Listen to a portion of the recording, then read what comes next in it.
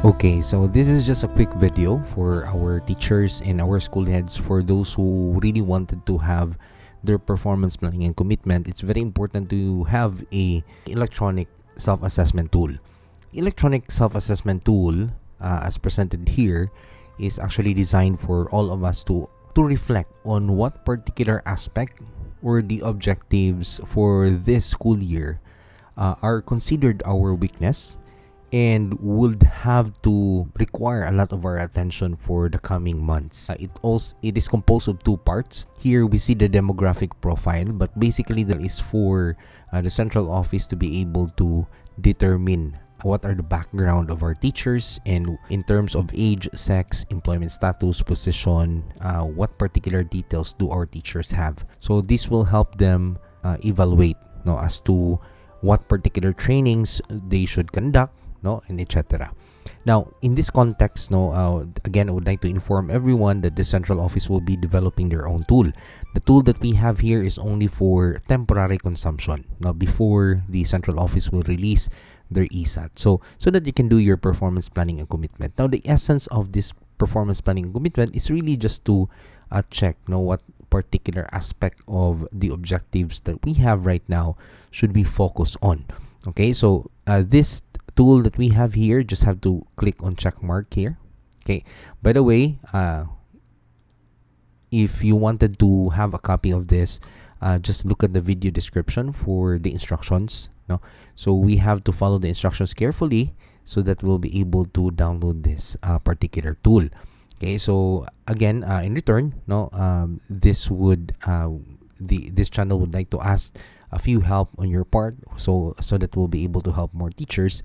You just have to go to the Facebook page and message us there, so that and follow carefully the instructions so that we'll be able to download this particular Excel sheet. So you just have to click whether it's male or female here, the employment status, your position. If you're teacher 3, you just have to really check one.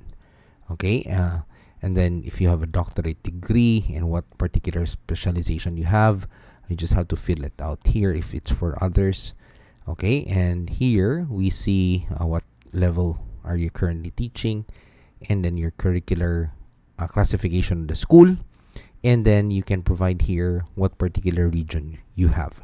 Now, in the next worksheet, this is the one that will really help you do your reflection together with your school head.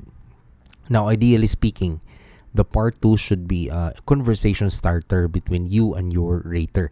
This is where you see what particular capacity or capability do you have for each of the objectives. Now, I have already edited all the objectives here. We have 15 objectives.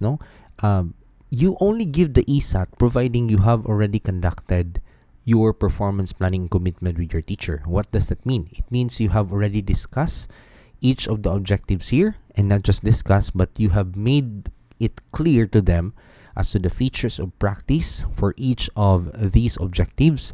They know exactly how to get 7, to get 6, to get 5, 4, 3, 2, 1.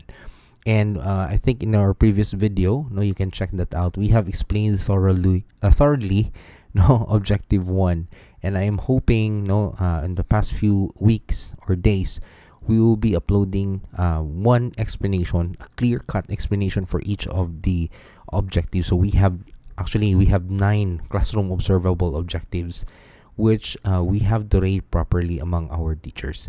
So please don't forget to subscribe and follow this channel so that you'll be able to get a hold of those information.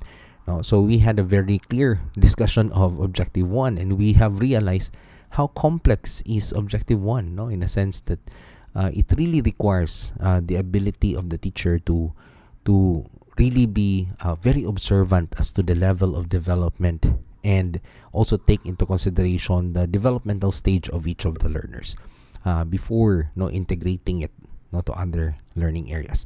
Okay, so here you try to, after doing your performance commitment and planning, and you have really discuss all those objectives, you ask the teacher to rate whether this is for in terms of level of capability, is it high or very high.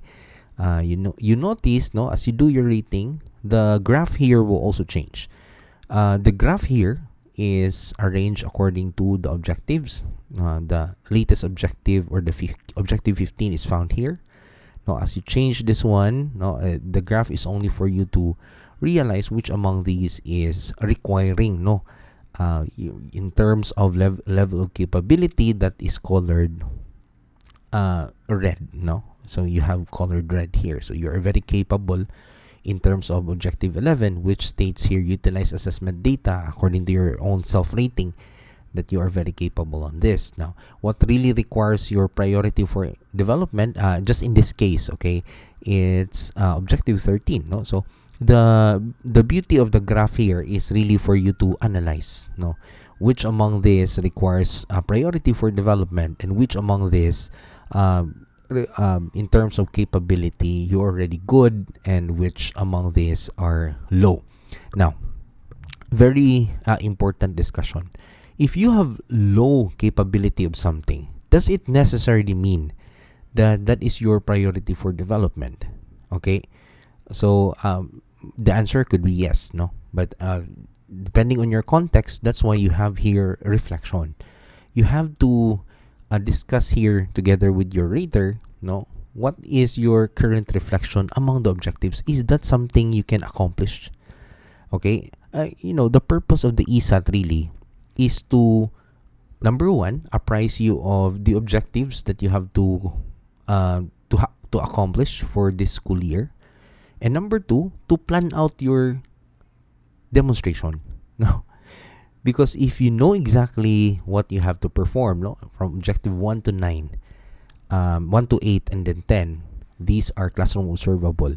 How are you going to achieve all these things during your classroom observation? And all the rest of the objectives, you have to attach all the necessary MOVs. There are only around 6 of them. Okay, and the MOVs are just very simple. You just have to be aware of them ahead of time. So as early as now, it's the start of the opening of classes, you should know exactly what these things are, and it should be brought to your awareness, and it should be something that you plan as you accomplish it all throughout the year. Please, let's get away of that culture wherein we only talk about performance management at the end of the school year when it's too late to really talk about it. So let's change that culture. It's time for us to step up, because our secretary and our DepEd officials are doing their best to make reforms. So since the issuance for the next 3 years is already out, we can now plan for this school year as to how to level up our performance. So again, in order for you to download this tool, all you have to do is to look at the video description and then follow the instructions carefully, and you'll be able to download a copy of this.